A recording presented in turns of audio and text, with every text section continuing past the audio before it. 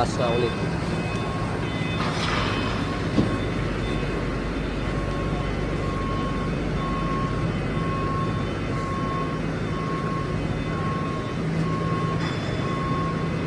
Airbus 380 SKM lipat sa isang hangar naman.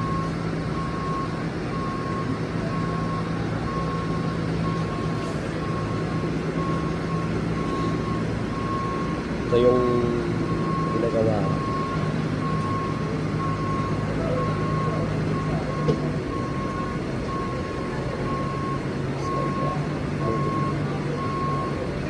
Going in.